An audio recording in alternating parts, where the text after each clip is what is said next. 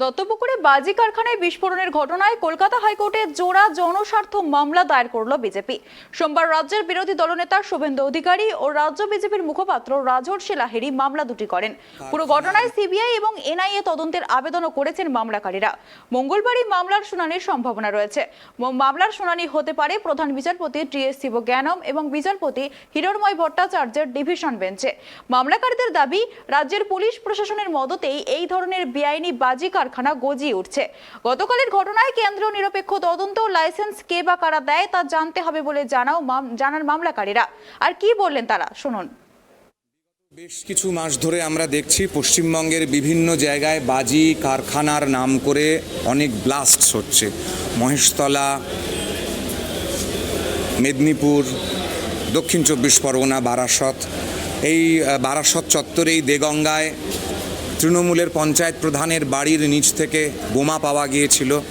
আমরা মনে করছি না এগুলি বাজি কারখানার বিস্ফোরণ। এগুলোর মধ্যে ডেফিনেটলি কোনো না কোনো বোমা তৈরি করার শিল্প, কারখানা ইত্যাদি তৈরি হচ্ছে বলেই আমরা মনে করছি। যে কারণে এনআইএর তদন্ত চেয়ে কলকাতা উচ্চ ন্যায়ালয়ের মহামান্য প্রধান বিচারপতির কক্ষে আমরা এনআইএর তদন্তের দাবি করেছি।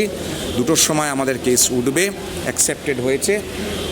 এবার কলকাতা হাইকোর্ট কি রায় দেন তার অপেক্ষায়। যে বিভিন্ন রকমের অসামাজিক কাজকর্ম প্রত্যেকটি গোটা পশ্চিমবঙ্গের বিভিন্ন প্রান্তে হচ্ছে, খাগড়াগড়, নৈহাটি, বেলেঘাটা বিস্ফোরণ, এগড়া, ভগবানপুর, এছাড়া অন্যান্য সমস্ত জায়গায় তার বিচার হওয়া উচিত। কারণ পশ্চিমবঙ্গের বিস্তীর্ণ অঞ্চল, আন্তর্জাতিক সীমান্ত আছে এবং খোলা বর্ডার আছে।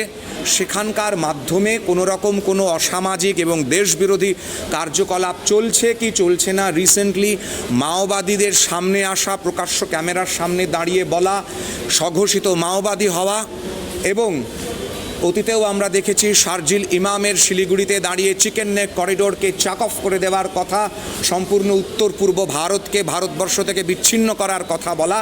এগুলি কোনোটাই বিচ্ছিন্ন আলাদা ঘটনা নয় বলেই আমরা মনে করছি কোনো না কোনো যোগাযোগ কারুর না কারুর সাথে আছে। তাই এনআইএর তদন্ত, যাতে কান টানলে মাথা বেরিয়ে আসে। ভারতবর্ষকে আমাদের রক্ষা করার দায়িত্ব প্রত্যেক নাগরিকের। আমরা দেখেছি লাস্ট 16ই মে 2023 সালেই এগড়ায় বিরাট বড় একটা বিস্ফোরণ হয়েছিল এবং তারপরে এক সপ্তাহ যেতে না যেতেই 21 তারিখ 22 তারিখ পরপর দুটো আরও বিস্ফোরণ, একটা বীরভূমে এবং আরেকটি একজন আমাদের রাজ্যর প্রশাসনের একজন লিডার তার বাড়িতে হয়েছিল। এবং ঠিক তার 3-4 মাসের মধ্যেই যেতে না যেতেই আবার সেই বাজি কারখানায় আমাদের আবার সেই বিস্ফোরণ হয়েছে এবং এইবার হয়েছে বারাসাতে, নর্থ 24 পরগনাতে।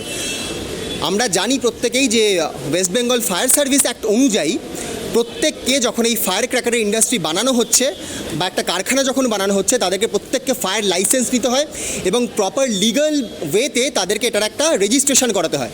এই রেজিস্ট্রেশনগুলো ছাড়া কিভাবে এতদিন একটা ইল্লিগাল ইন্ডাস্ট্রি চলে আসছে, এইটা নিয়েই আমাদের প্রশ্ন এবং এই নিয়েই আমরা আজকে প্রধান বিচারপতির কাছে জনস্বার্থ মামলা দায়ের করেছি।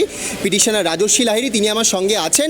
আমরা এনআইএর তদন্ত দাবি করছি যে কিভাবে এইরকম বেআইনি বাজি কারখানাগুলোতে দিনের পর দিন বাজি তৈরি হয়ে যাচ্ছে, প্রস্তুত হয়ে যাচ্ছে এবং তার ফলে নিরীহ মানুষেরাই যে ব্লাস্টটা হলো তার এই ব্লাস্টের ফলে মারা যাচ্ছে। এই কারণেই আমরা এনআইএ তদন্ত চাইছি এবং এটাই আমাদের বিরাট বড় প্রশ্ন। এবং আমাদের মনে হয় যে এটাই শুধু বাজি কারখানার মুখোশ নয়, এর পেছনে বিরাট বড় কোনো গোপন ষড়যন্ত্র আছে এবং বিরাট কোনো টেররিস্ট লিঙ্কও আছে এর মধ্যে। আদারওয়াইজ এত হিউজ অ্যামাউন্ট অফ এক্সপ্লোসিভস কোথা থেকে পাওয়া যায় এবং সেগুলো কী করে স্টোর হয় একটা বাজি কারখানায়?